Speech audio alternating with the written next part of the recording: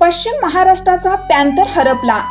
पश्चिम महाराष्ट्रातील बहुजन दलित समाजाचा बुलंद आवाज, धगधगते नेतृत्व, दलित पॅन्थरचे उमदे नेतृत्व, Republican party of India Athawale गटाचे प्रथम जिल्हाध्यक्ष तथा महाराष्ट्र प्रदेश उपाध्यक्ष, सांगली, मिरज आणि कुपवाड महानगरपालिका माजी महापौर विवेकरावजी कांबळे आप्पा यांच्या आकस्मिक निधनामुळे बहुजन दलित समाज पोरका झाला. त्यांच्या मृतात्म्यास हिरकणी न्यूज परिवारातर्फे भावपूर्ण श्रद्धांजली. चालू घडामोडींचे अपडेट्स जाणून घेण्यासाठी आपल्या हिरकणी न्यूज चॅनलला सबस्क्राईब जरूर करा. लाईक करा, कमेंट करा आणि शेअर करा.